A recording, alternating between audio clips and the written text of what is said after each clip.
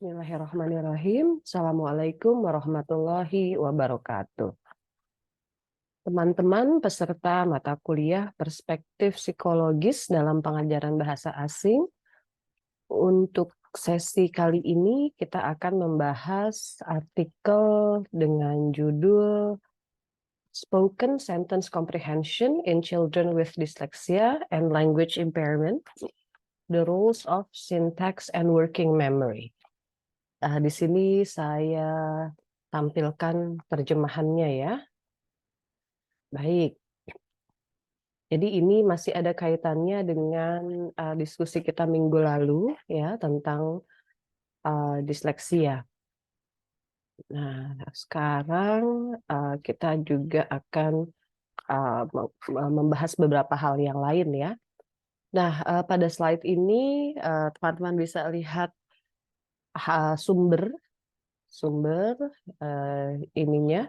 artikelnya ya, silakan bisa tentu saja harus dibaca sebelumnya ya, sebelum sesi kita. Baik. Nah, kenapa saya memilih artikel ini untuk dibahas pada sesi ini? Ya, jadi ada beberapa hal yang ingin saya perkenalkan ya terkait dengan perspektif psikologis ya atau pemrosesan psikologis ya psikolinguistik pada pemrosesan bahasa.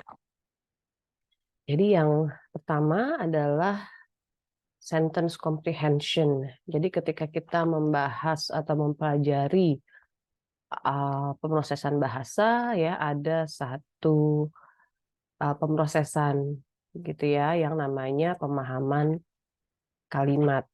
Ya, ada juga pemahaman kata misalnya ya. Jadi pemahaman itu satu hal, lalu di dalam itu masih juga dibagi lagi ya. Jadi untuk kali ini artikel kita tugasnya adalah sentence comprehension. Lalu juga ada memori ya. Pada khususnya sesi ini kita akan lebih memfokuskan pada working memory. Jadi ini juga terlibat begitu ya teman-teman ya. Kita akan melihat juga. Lalu ada yang namanya defisit sintaksis. Ya, jadi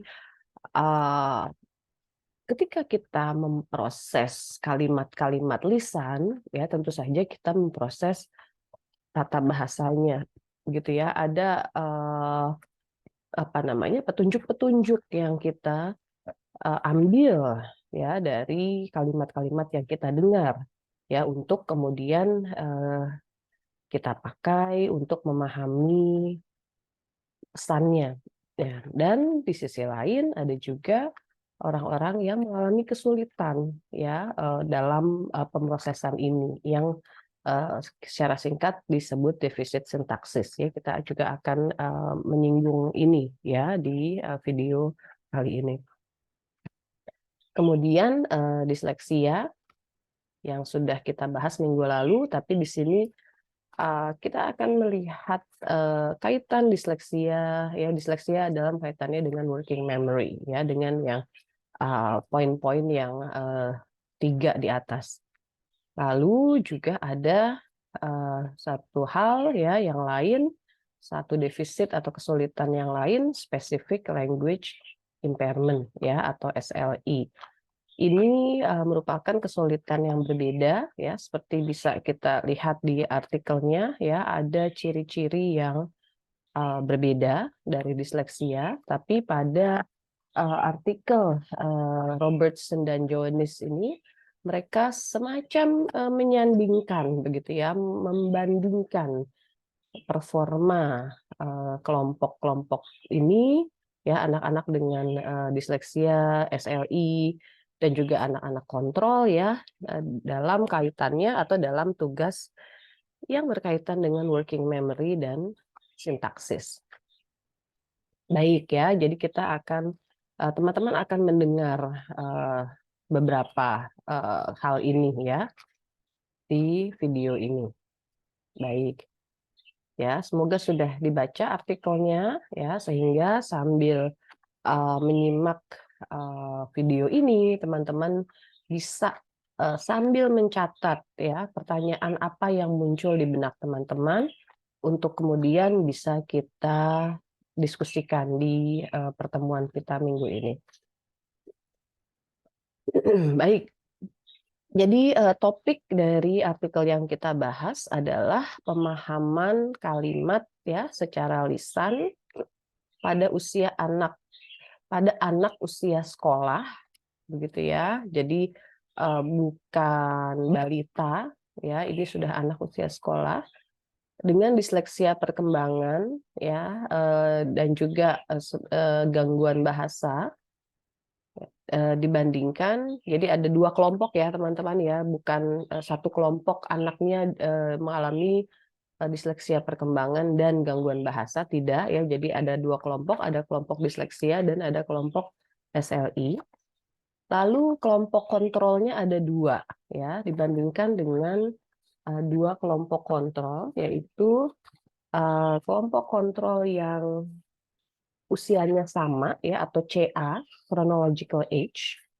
Lalu ada juga kelompok yang lebih muda tapi sama reading levelnya ya, RL. Nanti kita lihat kodenya ya, RL reading level ya, kemampuan membacanya sama tapi usianya lebih muda ya, terutama untuk yang disleksia ya pada hal ini. Baik, jadi ini topik yang diangkat oleh artikelnya. Metodenya ini saya sebutkan di sini, lalu nanti di belakang juga ada ya ketika kita melihat kalimat-kalimatnya ya teman-teman. Ya, jadi ini metodenya menurut saya sangat menarik ya dan menunjukkan tingkat persiapan yang sangat matang. Ya, jadi di sini tugasnya ya sentence picture matching ya. Jadi ada kalimat-kalimat, lalu ada beberapa opsi gambar. Lalu mereka atau peserta penelitian ya, anak-anak ini memilih gambar yang sesuai dengan kalimat yang diucapkan ya atau yang didengar ya dari rekaman. Baik, kemudian 3 level beban working memory ya. Jadi ada yang langsung dia dengar dia pilih ya, ada yang kemudian harus ada waktu ya, harus nunggu dulu. Nah, sambil menunggu itu ada working memory di situ ya. Dia harus tetap mengingat, tetap memproses kalimat yang baru didengar begitu ya selama jeda itu supaya dia bisa memilih gambar yang tepat. Ya, jadi ada 3 level. Lalu 3 level kesulitan sintaksis. Maaf, 2 level kesulitan sintaksis ya. Jadi ada canonical ya dan non canonical ya. Canonical itu karena ini bahasa Inggris jadi subjek, predikat, objek begitu ya. Lalu ada yang non canonical di mana urutannya kemudian berbeda dari yang canonical ya. Canonical ini artinya yang lazim ya, yang lebih banyak didengar begitu ya di kehidupan sehari-hari.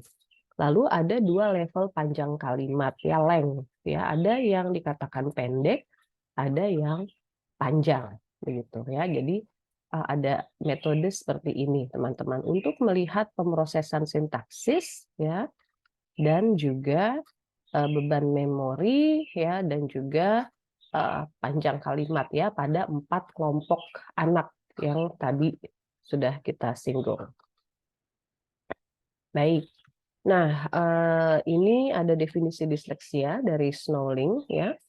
Anak-anak dengan disleksia perkembangan gagal mengembangkan keterampilan membaca sesuai usianya meskipun kecerdasan nonverbal berada pada kisaran normal ya.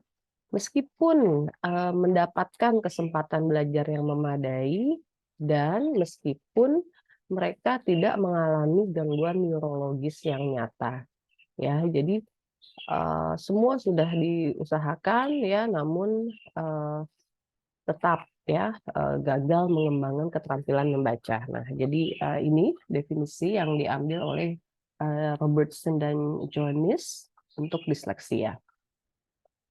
Kita lihat selanjutnya. Ya, bagaimana dengan SLI ya, Specific Language Impairment.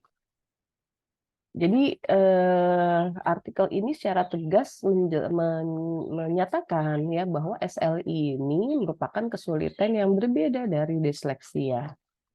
Ya, jadi dan untuk SLI bahasa lisan terganggu khususnya sehubungan dengan pemrosesan tata bahasa. Ya, jadi ketika misalnya kalimatnya lebih kompleks begitu ya, ada pemrosesan yang lebih berat. Nah, ini anak-anak dengan SLI ini terganggu performanya. Ya, ini definisi dari Bishop 97. Nah, bagaimana kemudian disleksia dan SLI? Ya, artikel ini di halaman 142, silakan teman-teman lihat. Ya, jadi ada beberapa penelitian yang dibahas ya, dikutip dan dibahas di halaman 142 yang disimpulkan oleh para penulis ya bahwa ada kemungkinan anak-anak penderita disleksia ya atau anak-anak yang mengalami disleksia mempunyai masalah bahasa non fonologis selain defisit fonologis. Ya, di bahan minggu lalu kita sudah membahas ya bahwa akar masalah dari disleksia ya berdasarkan banyak penelitian ya dinyatakan merupakan defisit fonologis gitu ya. Tapi ada kemungkinan ya bahwa nggak cuma itu masalahnya gitu ya. Jadi non fonologis. Nah, kemudian di halaman 142 penulis menyatakan bahwa kesulitan non fonologis ini mirip dengan kesulitan non fonologis pada SLI. Gitu ya. Namun ya kesimpulan ini belum didukung oleh penelitian yang cukup. Ya, jadi penelitian yang ini ke arah situ juga ya untuk memperbanyak data ya untuk melihat sebenarnya bagaimana sih kesulitan non fonologis pada disleksia. Baik. Nah, di halaman selanjutnya dikatakan ada kebaruan ya dan kontribusi ilmiah gitu. Jadi terkait dengan slide sebelumnya, penelitian Robertson dan Jones 2010 ini membandingkan pemahaman kalimat lisan pada anak-anak dengan disleksia dan anak-anak dengan SLI. Begitu ya. Jadi ada itu ya dibandingkan. Lalu penelitian ini juga mengevaluasi sejauh mana masalah pemahaman kalimat pada kedua kelompok didasarkan pada pemrosesan sintaksis yang buruk atau didasarkan pada verbal WM ya yang terbatas. Ya, jadi ada kebaruan dan kontribusi ilmiah seperti ini. Ya, jadi kalau apa namanya? Kalau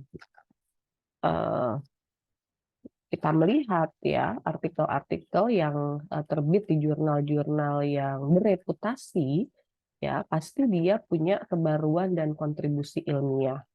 Ya, saya berharap materi sesi ini dan recorded lecture ini ya memberikan paling tidak pengetahuan ya untuk teman-teman ya apa sih kebaruan dan kontribusi ilmiah begitu ya. Lalu nantinya untuk kegiatan membaca teman-teman sendiri ya teman-teman bisa mencari kebaruan dan kontribusi ilmiah ya bahan yang dibaca dan dari situ tentu saja menjadi rencana ya, menjadi pengetahuan dan rencana untuk membuat ya atau menentukan kebaruan dan kontribusi ilmiah dari publikasi teman-teman sendiri ya yang diminta ya di semester 2 atau 3. Baik ya, jadi kebaruan dan kontribusi ilmiah sangat penting. Nanti kita lihat ya, jadi seperti apa ya yang fokus 2 ya atau kontribusi kedua ya, nanti ada jawabannya. Baik, jadi di sini kita akan melihat kita melihat ya teman-teman, ini kalau di artikelnya ada di sekitar halaman 145 ya, sekitar itu.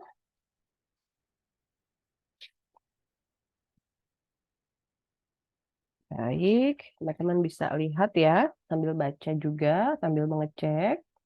Silakan di pause ya, recorded lecture ini jika diperlukan. Baik, jadi dalam kegiatan atau pemrosesan atau proses pemahaman kalimat lisan, ya terjadi penyimpanan dan pemrosesan materi verbal, gitu ya. Jadi apa yang kita dengar itu disimpan dan diproses. Nah, informasi verbal ya ketika kita memahami, sekali lagi, informasi verbal cenderung disimpan sementara dalam kode fonologis ya yang disimpannya di STM ya, short term memory, untuk memungkinkan pemrosesan lebih lanjut di WM ya, working memory. Ya, jadi ada penyimpanan sementara ya, STM dan WM begitu. Nah, masalahnya adalah ada kemungkinan materi verbal tidak disimpan secara memadai. Ya, ada keterbatasan ya, misalnya di WM. Nah, kalau itu terjadi ya, jika materi verbal tidak disimpan secara memadai, tugas pemrosesan sintaksis menjadi lebih sulit. Ya, karena yang diprosesnya itu tidak cukup ya atau kualitasnya tidak baik ya. Jadi siapa subjeknya, siapa objeknya, ya kegiatannya apa, ya verbanya apa, itu menjadi sulit ya untuk dikerjakan dengan baik dan benar. Baik. Nah, bagaimana nih kalau disleksia ya, disleksia terkait dengan spoken sentence comprehension. Nah, ini ada penelitian yang dikutip ya di dalam artikel kita. Penelitian tersebut ditulis oleh Rispens, Ruhleben, dan Koester ya, yang kemudian dinyatakan ya disebutkan penulis ini menemukan bahwa anak-anak Belanda berbahasa Belanda dengan disleksia berusia 8 tahun kurang mampu mendeteksi kesalahan agreement antara subjek dan kata kerja. Ya, ini mirip dengan apa yang kita lihat di bahasa Inggris ya, misalnya teman-teman ya. Jadi setiap subjeknya apa, lalu nanti verbanya bentuknya mengikuti, gitu ya. Ada agreement antara subjek dan kata kerja. Nah, untuk anak-anak Belanda pada penelitian Rispens dan kolega tahun 2001, mereka kurang mampu mendeteksi kesalahan agreement dibandingkan anak-anak dengan usia kronologis yang sama. Ya, jadi kita perhatikan ini disleksia ya berusia sekolah 8 tahun. Lalu yang diteliti itu sintaksis ya, agreement antara subjek dan kata kerja.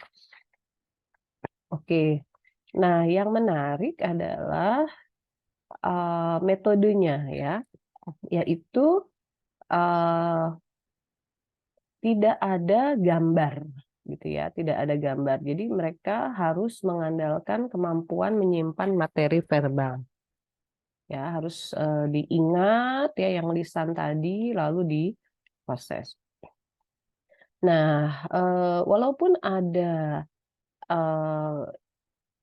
ketidakmampuan ini ya teman-teman ya, kekurangmampuan ini, namun jika dibandingkan dengan anak-anak dengan SLI, performa anak-anak dengan disleksia ini lebih baik ya, tapi tetap ada kesimpulan ini ya dibandingkan dengan kelompok CA ya, kelompok yang usia rata-ratanya sama dengan usia anak-anak di kelompok disleksia. Nah, ini Rispens dan kolega 2001 ya, pemrosesan bahasa lisan oleh anak-anak dengan disleksia. Nah, kemudian ini penelitian selanjutnya dari Boting, Simkin, dan Conti Ramsden ya 2006.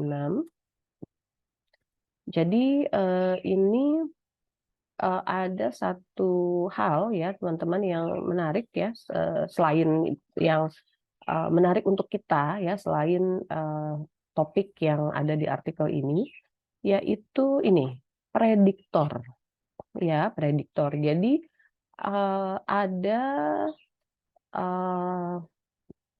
apa ya, kelompok-kelompok peneliti ya yang banyak karya-karyanya itu, tulisan-tulisannya itu berfokus pada ini ya, mencari prediktor ya. Kenapa? Karena kita sejauh mungkin ingin menghindari kegagalan membaca, gitu ya. Karena ketika anak mengalami kegagalan, ya ada efek-efek psikologis misalnya, ya, dan juga efek-efek kepada lingkungan, ya, kepada orang tua dan sebagainya. Jadi karena pada usia yang kecil, ya, pada usia kalau ini 7 tahun ya, tapi ada penelitian-penelitian lain yang melihat di bawah usia ini, ya, pada anak-anak yang lebih muda. Jadi pada anak-anak yang lebih muda, apa yang bisa kita cek gitu ya untuk mempersiapkan diri kita, ya, mempersiapkan materi pendampingan, ya, mempersiapkan metode pengajaran supaya pada usia yang lebih besar, ya, ketika dia sudah sangat memerlukan kemampuan membaca, ya, tidak terjadi kesulitan membaca, begitu ya. Jadi prediktor ya untuk menghindarkan kegagalan membaca. Ya, jadi ini satu hal ya, satu bidang penelitian yang silakan teman-teman kalau mau lihat secara lebih dekat ya. Oke, kembali ke Boting, Simkin, dan Conti Ramsden. Jadi mereka meneliti anak-anak awalnya usia 7 tahun, tapi kemudian dites lagi di usia 11 tahun ya. Disebutkan di sini kelompok pembaca lemah ya, jadi tidak menggunakan disleksia, tapi ada masalah membaca, begitu ya. Prediktor terkuat pengenalan kata dan pemahaman bacaan adalah pemahaman kalimat pada usia 7 tahun.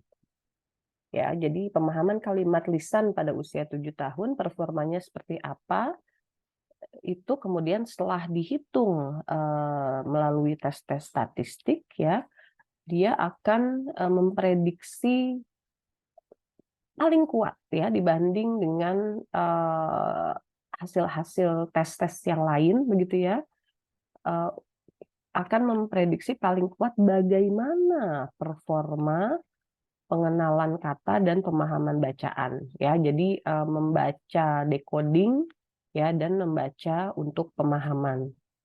Ya, jadi pemahaman kalimat memprediksi membaca ya, singkatnya seperti itu. Ya, tapi dikatakan ada tugasnya, begitu ya. Tugasnya sebentar. Kita cek dulu halamannya ya, teman-teman ya, sebentar.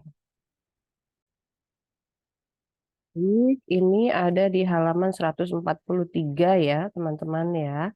Jadi tugasnya itu adalah tugas yang cukup berat ya. Was unlike typical phonological processing measures. Jadi dibandingkan dengan tugas yang dilakukan di penelitian-penelitian lain. Jadi lebih berat. Nah, pertanyaannya kemudian ya, kalau tugasnya lebih berat dari tugas di penelitian-penelitian yang lain, ya, namun kemudian ada kesimpulan seperti ini, kalau yang dipakai adalah pemrosesan fonologis yang biasa, gitu ya, tugas yang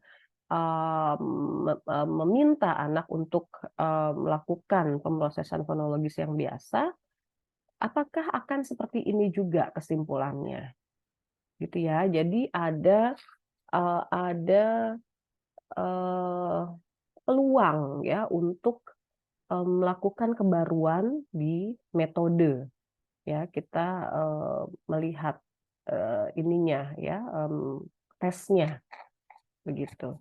Ya, dan ini juga secara tidak langsung mempertanyakan ya, kalau ada penelitian lain yang menyatakan bahwa tidak ada kaitan antara pemahaman kalimat dan pengenalan kata dan pemahaman bacaan, gitu ya. Kalau tidak ada kaitan itu, kita perlu cek tugasnya. Ya, secara tidak langsung ada pernyataan, secara implisit ada pernyataan seperti itu. Ya, karena ini muncul nih, ini ada ya dengan tugas yang tidak tidak tidak biasa begitu ya. Nah, ada research gap terkait metode di situ ya, rumpang penelitian. Baik. Nah, ini selanjutnya ya kita lihat penelitian selanjutnya dari Gotardo, Stanovich, dan Siegel. Tiga peneliti ini menemukan bahwa pemahaman kalimat tidak memprediksi varian unik dalam membaca kata tunggal, non-kata, atau pemahaman bacaan pada sekelompok besar anak-anak kelas 3. Ya, sekali lagi usia sekolah di sini. Ya, jadi apa yang dikutip oleh para peneliti, ya, kedua peneliti Robertson dan Johannes ini relevan ya teman-teman. Jadi mereka meneliti anak-anak usia sekolah. Jadi penelitian terdahulu yang dikutip juga penelitian yang melihat populasi ini. Ya, jadi ini juga satu hal yang bisa kita aplikasikan di penelitian-penelitian kita. Ya. Apa yang kita teliti di artikel kita, ya, harus kemudian sama dengan apa yang kita kutip dari penelitian-penelitian lain. Ya, atau kalaupun tidak sama harus ada penjelasannya ya, kenapa mengutipnya yang itu. Gitu ya. Nah, ini kelas 3 ini. Kembali, jadi ini ya tidak memprediksi variasi gitu ya. Pemahaman kalimat tidak memprediksi varian unik dalam membaca setelah pemrosesan fonologis dan verbal ya, verbal working memory dikontrol. Ya, jadi ada urusannya nih pemrosesan fonologis dan working memory begitu ya. Karena dia nggak ngaruh gitu ya, dia nggak ngaruh ketika kita bicara atau kita memperhitungkan ada ini ya, pemrosesan fonologis dan working memory. Oke, nah jadi disebutkan ya, diajukan bahwa mungkin ya defisit sintaksis yang diamati pada disleksia mungkin disebabkan oleh defisit WM ya, working memory, fonologis dan verbal. Ya, jadi defisit sintaksis ini bisa jadi ada urusannya ya, ada kaitannya dengan working memory. Nah, ini yang dieksplor ya teman-teman ya di penelitian ini. Baik, nah ini SLI ya teman-teman ya, yang sebelumnya disleksia.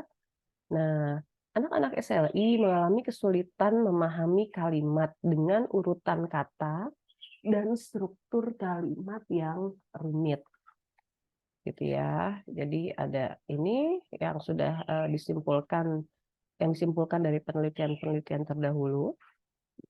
Nah, di penelitian yang dibahas sekarang ini, anak-anak dengan SLI menjadi grup pembanding untuk meneliti pemrosesan sintaksis pada anak-anak disleksia.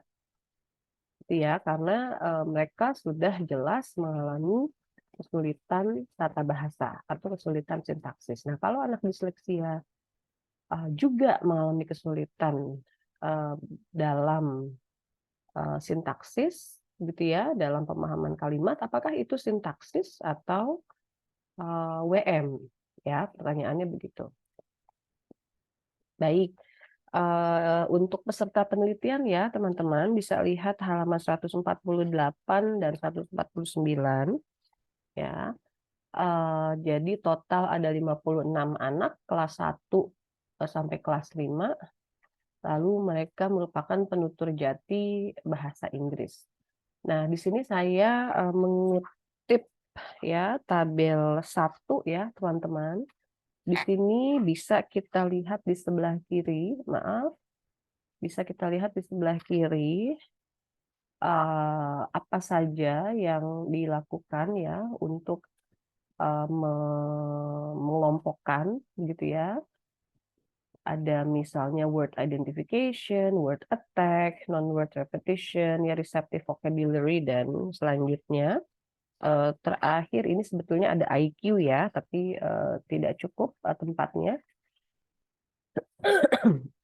Lalu di sebelah kanan ya, kolom-kolom kanan, kita lihat ada kelompok teman-teman. Ya, ini kelompok anak sebaya, ya, kontrol ya, anak sebaya.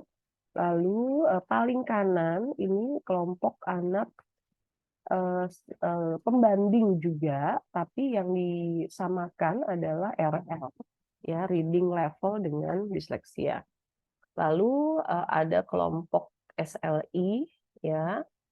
Lalu ada kelompok anak-anak dengan disleksia, ya. Jadi ada 4 kelompok ya, teman-teman ya. Nanti karena ini akan memudahkan kita ya, kalau kita paham isi tabel 1 ini ya, ini akan memudahkan memahami ya, akan memudahkan kita dalam memahami halaman-halaman selanjutnya. Baik, nah ini materi ya, kalimat-kalimatnya teman-teman, ini saya copy dari appendix A. Ya, jadi di belakang ya, sebelum daftar pustaka ya ada appendix.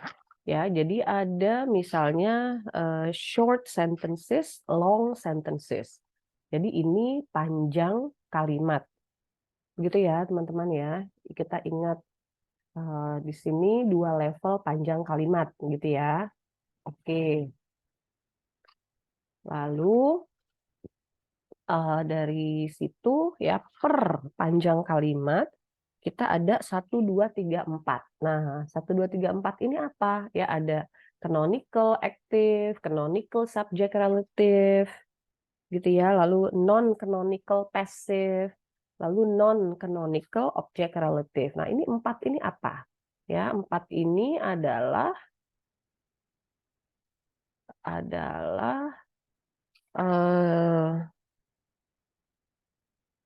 kesulitan sintaksis ya. Di sini ya, kesulitan sintaksis. Jadi non-canonical dan canonical. Oke, jadi per panjang tadi ya ada canonical dan non-canonical ya, teman-teman bisa lihat di sini. Misalnya ya di yang long sentences. Ya, lalu ini dipasangkan dengan gambar ya. Gambarnya dipilih ya, ada beberapa opsi. Misalnya bisa kita lihat di halaman 162 atau appendix B. Gitu ya. Oke, gambarnya silakan. Ya, lalu ada ya karena ini meneliti WM ya, kita ingat kembali. Jadi ada manipulasi working memory.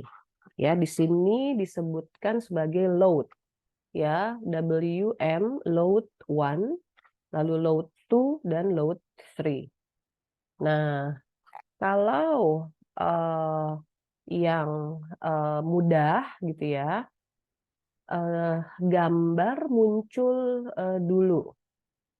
Ini millisecond ya, maaf ya teman-teman, ada yang terhapus ini ms ya, milidetik ya. Jadi gambarnya muncul dulu, lalu kalimatnya baru dibunyikan. Ya, jadi udah lihat dulu gambarnya ya, nggak harus ingat begitu ya, nggak harus mengingat. Dan tetap berada ya, gambarnya tetap berada di layar sepanjang durasi dari kalimat tersebut ya. Jadi ini dengan komputer. WM Load 2 ya, beban memori ditingkatkan dengan menghadirkan seluruh kalimat sebelum susunan gambar muncul. Itu. Jadi kalimatnya selesai bareng dengan ya, bersamaan dengan gambar muncul. Nah, yang load 3 ya, kalimatnya selesai dulu ya, selesai lalu ada jeda 3000 milidetik gitu ya, baru setelah jeda ada gambar gitu ya. Jadi untuk WM load 3 ada saat ya, 3 detik ya, ini 3000 milidetik berarti 3 detik, ada kalimatnya subjek, predikat, objek ya, terus ada jeda hening ya, 1, 2, 3, baru kemudian muncul gambar ya. Jadi teman-teman semoga bisa membayangkan ya, ini WM load-nya ini ya, maksudnya adalah seberapa lama ya anak-anak harus mengingat ya, harus memproses, harus mempertahankan kalimat lisan yang dia dengar ya, dengan segala tadi ya, ada yang panjang, ada yang pendek ya, ada yang aktif, ada yang pasif begitu, untuk kemudian ya, supaya dia bisa memilih gambar yang tepat gitu ya. Oke, jadi memori ya, ingatan. Lalu ada juga tes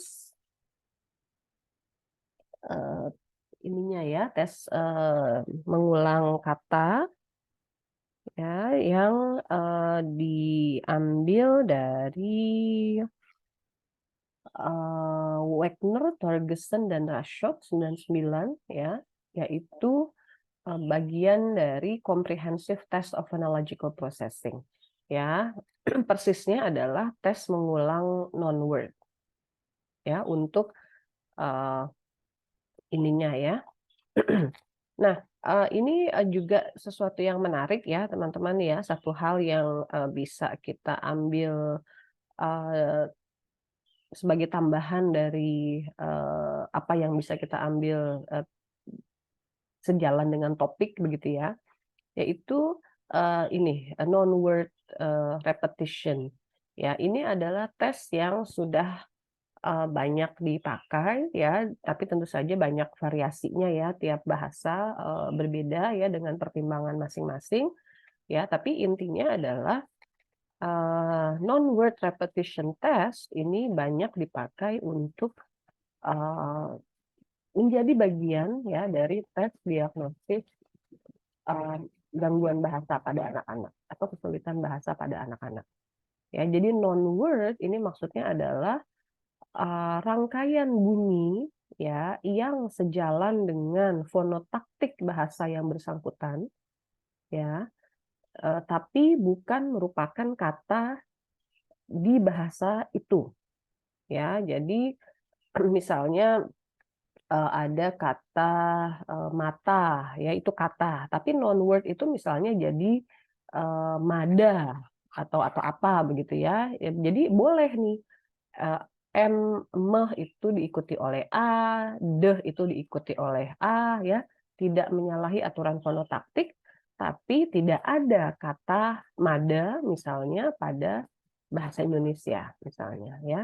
Nah, ini ya untuk bisa mengulang dengan baik itu kan anaknya harus ingat ya, harus bisa memproses bunyi-bunyi dan rangkaiannya ya tanpa dia bisa mengandalkan ingatan jangka panjang ya karena kan bukan kata gitu ya. Jadi ini baik gitu ya, cocok untuk anak-anak yang memang punya masalah atau gangguan-gangguan yang dihipotesiskan punya kaitan dengan kelemahan pada memori begitu. Ya, silakan kalau teman-teman berminat ya bisa misalnya pakai Google Scholar ya dicari non-word repetition test. Ya, ini dari ini ya penulis-penulis ini dipakai pada penelitian Robertson dan Johannes. Baik.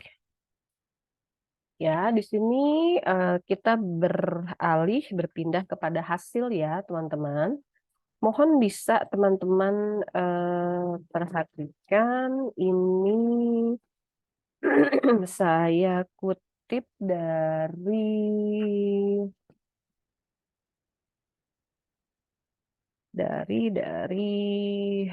tabel 4 ya.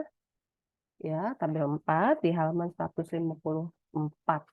Ya, teman-teman perhatikan di bawah sini sebetulnya ada tanda kali gitu ya, tanda interaksi. Tapi hilang ya, jadi agak-agak membingungkan kalau pas kita baca. Baik.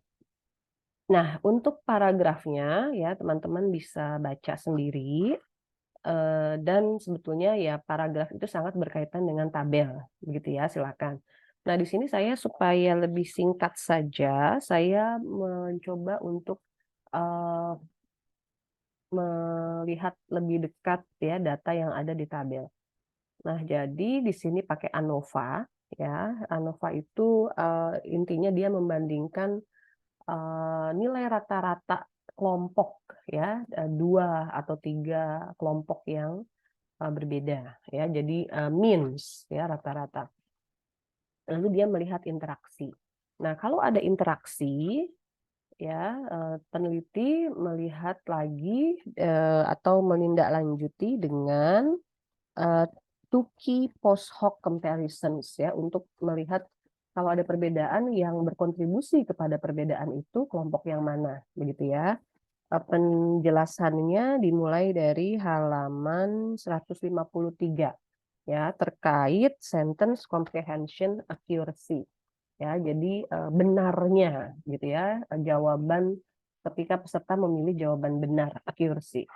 Nah, jadi ada misalnya kita lihat P-nya ya teman-teman ya P apakah signifikan atau tidak perbedaannya ya. Jadi misalnya di sini ada 0,01.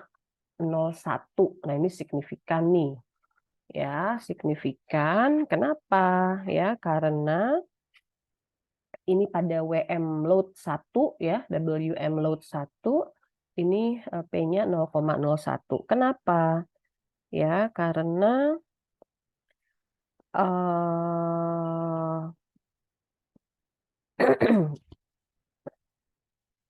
karena yang LI ya, yang LI ini performanya lebih buruk ya dibanding kelompok disleksia dan kelompok CA. Oh ya, ini juga CA ya teman-teman ya untuk yang ini ya kita perhatikan karena nanti ada tabel selanjutnya dengan data dibandingkan dengan RL ya ini CA. Oke ya, jadi seperti itu ya kita lihat P-nya.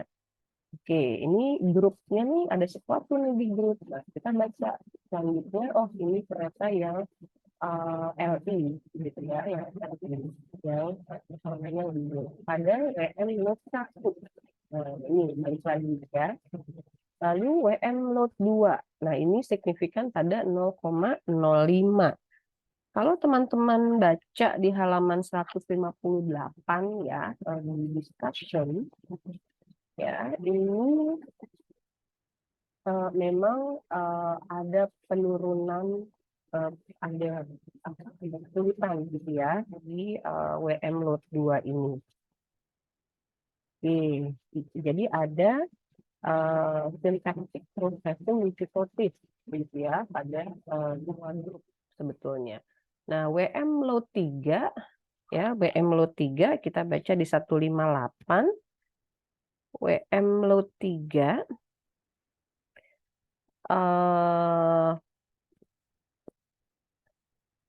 ada kesulitan yang ada kesulitan yang signifikan ya di semua grup sebetulnya. Sebentar saya cek lagi.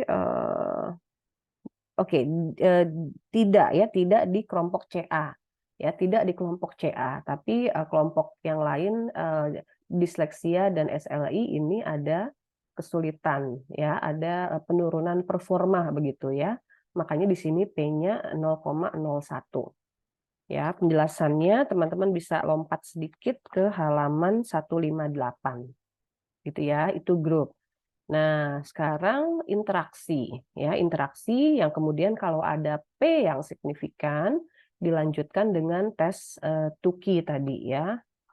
Oke, jadi misalnya di sini WM1 sentence type ya 0,05 ya, penjelasannya yang SLI yang performanya lebih buruk ya, lalu juga length ini signifikan.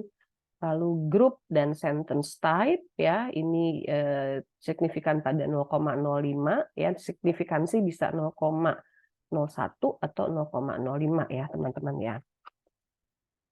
Ini disebutkan dua-duanya ya. Jadi bisa kita lihat dari ininya ya, dari tabel ya signifikansinya terkait di sini misalnya sentence type ya, sentence type itu yang canonical dan non-canonical ya, lalu length itu yang panjang dan pendek ya pada WM load yang 3 tadi ya, lalu grup sentence type ya, ini kalau untuk WM yang load 1 ini kontribusi dari yang disleksi yang SLI ya, yang SLI yang kesulitan, makanya dan dia muncul di sini dan juga sudah dicek lagi ya, di tes lagi dengan Tukey gitu ya. Oke, lalu grup dan length ya, ini tidak ada yang signifikan. Lalu sentence type ya, ada tidak interaksinya dengan panjang ya. Nah, seperti ini ya, ini signifikan nih, ini juga signifikan. Lalu grup sentence type length ya, ada tidak interaksi di sini ya, ternyata tidak ada yang signifikan ya. Penjelasannya ada di diskusi ya teman-teman ya. Jadi misalnya tadi di WM load 1 WM load 1 kalau yang kelompok dengan disleksia katanya tidak ada kesulitan ya, tidak ada kesulitan, tidak ada perbedaan performa dibanding kelompok pembanding gitu ya. Oke, tapi yang SLI iya ya, misalnya seperti itu. Jadi bahkan pada kondisi yang load WM itu ringan ya, tidak harus mengingat, dia sudah ada yang SLI ya, sudah ada kesulitan. Ya, misalnya tadi 157 ya dan 158 ya. Silakan teman-teman pelan-pelan lagi ya dengan juga melihat data di tabel. Ini tabelnya mirip ya, tapi tabel 5 ya teman-teman, karena di sini sekarang kelompok kontrolnya yang disajikan ya, perbandingannya yang disajikan adalah perbandingan dengan kelompok RL ya, reading level. Ya, ini sama ya prinsipnya. Jadi kita juga cari P ya, perbedaannya signifikan atau tidak. Ya, ada beberapa. Lalu kalau ada P yang signifikan ya, kita lihat penjelasan di bawahnya. kelompok mana yang berkontribusi kepada perbedaan ini, gitu ya. Kelompok mana yang performanya lebih buruk secara signifikan, ya. Penjelasannya ada di paragraf di bawahnya, ya. Nah, nih gitu ya teman-teman ya. Jadi tidak usah takut ya membaca tabel gitu, karena satu, tabel sangat berkaitan ya, sangat dijelaskan oleh paragraf-paragraf yang mengiringinya ya, dan juga angka-angkanya sebetulnya straightforward gitu ya, setelah kita paham apa yang harus kita cari. Ya, jadi misalnya oke, saat ini saya mau hanya mencari P-nya misalnya. Nah, ya silakan ya pada WM load 1 ya terkait sentence type. Oke, dia signifikan ya, P-nya misalnya 0,05 gitu ya. Jadi tidak usah takut duluan ya, khawatir duluan membaca tabel yang isinya data kuantitatif atau hasil kuantitatif ya. Oke. Kemudian terakhir ya dari paparan hasil di halaman 153 ya sampai halaman 157 ya, dan kemudian diskusi dari halaman 157 ya sampai halaman 160 ya, dikatakan bahwa defisit sintaksis pada SLI dan disleksia disebabkan oleh keterbatasan WM gitu ya. Jadi di sini juga Robertson dan Johannes mengambil definisi bahwa WM itu adalah tempat di mana ya tempat terjadinya pemrosesan dan penyimpanan kode fonologis tadi gitu ya, kalimat lisan. Jadi dia mengambil di kutipannya ada di halaman 160 ya teman-teman ya, gitu. Jadi dan juga sebetulnya ya ada hasil yang tidak tercatat di tabel ya. Saya kembali sedikit, mundur sedikit. Ada di halaman 159 ya, terkait kalau anak-anak salah gitu ya, peserta penelitian melakukan kesalahan pemilihan gambar, apakah yang salah itu lebih kepada syntactic reversal errors ya, jadi subjek jadi objek, objek jadi subjek gitu ya. Jadi harusnya orang tertentu itu subjek ya, tapi di kalimatnya ya, tapi anak memilih orang tertentu itu dalam posisi objek ya, jadi memilih opsi yang salah.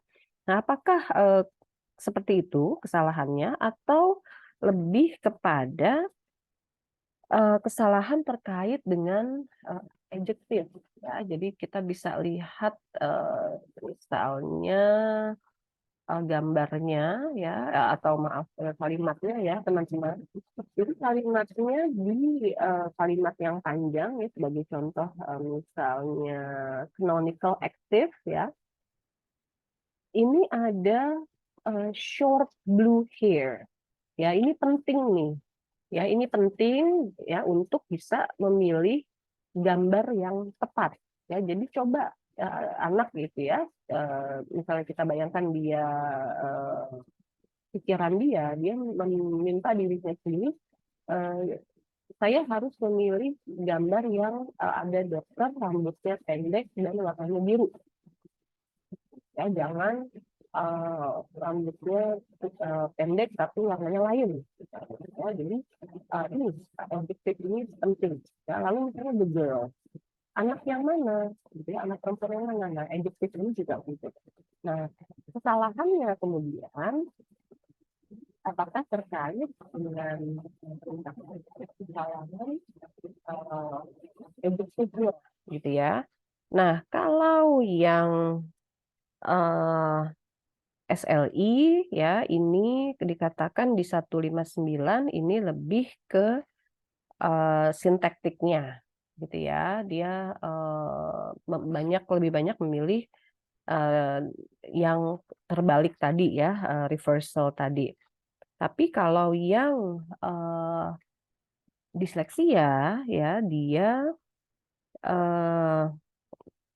lebih balance gitu ya, lebih even ya, lebih seimbang ya, kurang lebih sama antara kesalahan yang sintaktis atau kesalahan adjektiva.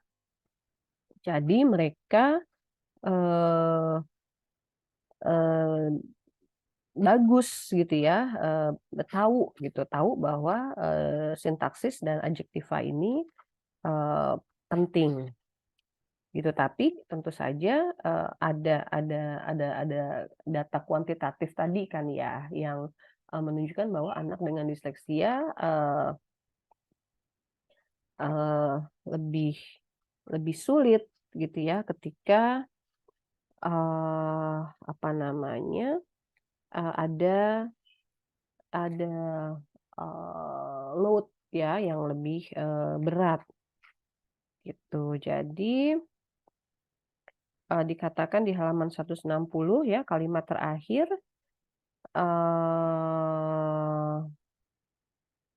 the dyslexic and control children showed an LI-like pattern of deficit when a load was imposed. Gitu ya. Jadi lebih ke yang disleksia ya, terutama karena di awal kan ingin melihat ya apakah kalau dia mengalami kesulitan pemahaman lisan, apakah lebih karena masalah sintaksis atau masalah WM gitu. Nah, ternyata kesimpulannya ya di halaman 160, oke, ini lebih karena WM ya, karena kesulitan karena kesalahan tadi sintaksis dan adjektiva itu relatif balance ya, tapi jadi tidak ada semacam preference ya, tapi tetap kesulitan itu terjadi ya, dan disimpulkan di halaman 160 ini nih penyebabnya gitu ya, keterbatasan WM di mana sekali lagi terjadi pemrosesan dan penyimpanan kode lisan ya atau kode fonologis. Baik ya, jadi itu ya teman-teman, mudah-mudahan memberikan informasi dan juga memicu rasa ingin tahu kita semua ya, bahwa misalnya ya ketika ada kesulitan gitu ya, ada kesulitan bahasa, misalnya dalam hal ini pemahaman kalimat lisan, kita harus bisa tease out gitu ya. Oh, apakah ini? Oh, mungkin itu. Lalu bagaimana kaitannya gitu ya? Kalau memang benar WM, lalu yang sintaksis seperti apa? Ya, supaya kita dapat menghasilkan ya atau sampai kepada hasil yang jelas gitu ya, hasil yang tidak meragukan lagi. Ya, seperti itu. Jadi rasa ingin tahu kita, rasa curiosity kita ya, dan juga tentu saja hasil dari bacaan-bacaan ya, informasi-informasi dari artikel-artikel yang kita baca. Begitu ya, teman-teman ya. Terima kasih. Mudah-mudahan sekali lagi bermanfaat. Kita akan bertemu di sesi online kita ya dalam waktu dekat ini.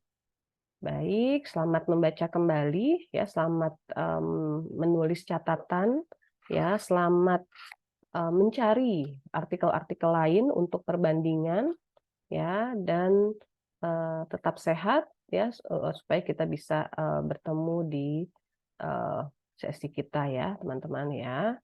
Baik, Assalamualaikum warahmatullahi wabarakatuh.